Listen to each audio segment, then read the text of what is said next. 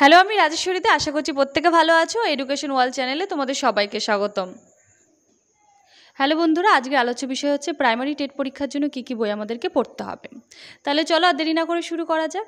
প্রথমত আমাদেরকে জেনে নিতে হবে আমাদের প্রাইমারি টেট পরীক্ষায় মোট 5টা বিষয় থাকে এবং আমরা এটা প্রত্যেকেই জানি। কী কী বিষয় থাকে? Bengali, English, environmental science, child psychology এবং ম্যাথ। প্রত্যেকটি 30 নাম্বার করে, টোটাল 150 নাম্বার।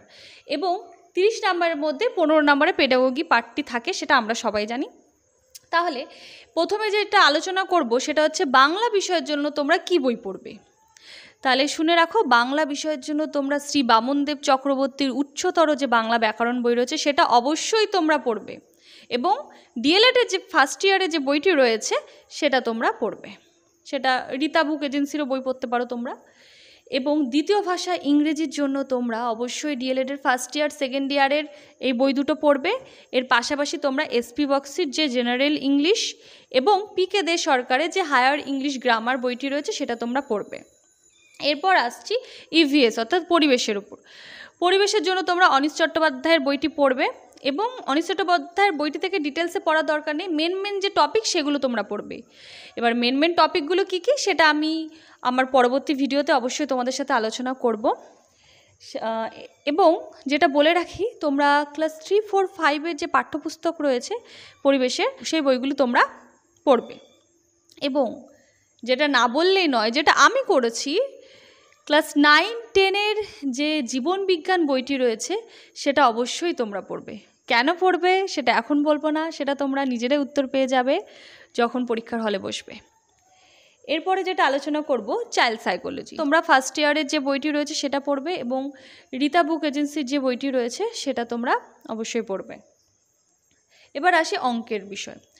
অঙ্ক এমন একটা সাবজেক্ট, একটা অঙ্ক করতে পারলে 1 নাম্বার পেয়ে যাবে, আবার একটা অঙ্ক ভুল করলে তোমাদের 1 নাম্বার চলে যাবে, তাই তো?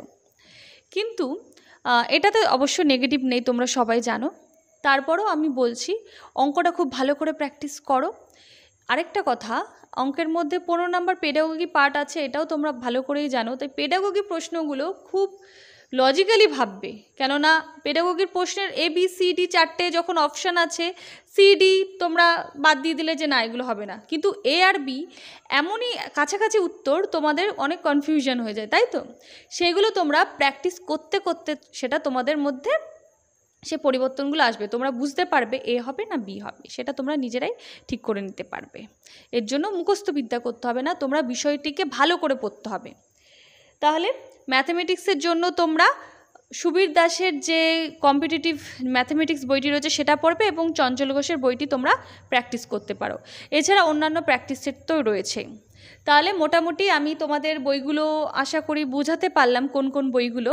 এরপরে আমি তোমাদেরকে বইগুলো ছবিগুলো পরপর দেখিয়ে দেবো কোন কোন বিষয়ের জন্য কোন কোন বইগুলো পড়তে হবে।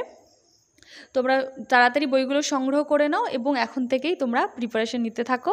আর বেশি দেরি না করে অবশ্যই সিলেবাস যখন মোটামুটি তোমরা কভার করে ফেললে, অবশ্যই একটা করে প্র্যাকটিস সেট তোমরা বাড়িতে টাইম ধরে প্র্যাকটিস করো, তোমরা বাড়িতেই এক্সাম দাও। বুঝতে পেরেছো?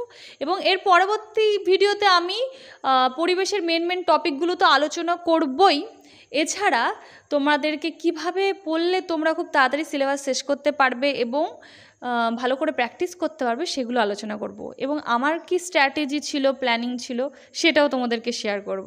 আজকের আলোচনা পর্ব এখানেই শেষ করছি। এডুকেশন ওয়ার্ল্ড তোমাদের পাশে আছে, সাথে আছে। সবাইকে এডুকেশন ওয়ার্ল্ডের তরফ থেকে বেস্ট অফ লাক।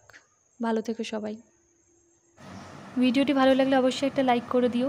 তোমাদের একটা লাইক আমাকে অনেক মোটিভেট করে, এবং ভিডিওটি বন্ধুদের মাঝখানে শেয়ার করে দিও।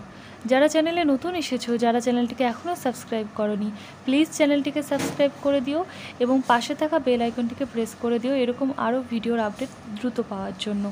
এডুকেশন ওয়ার্ল্ডের তরফ থেকে সবাইকে বেস্ট অফ লাক। ভালো থেকো সবাই।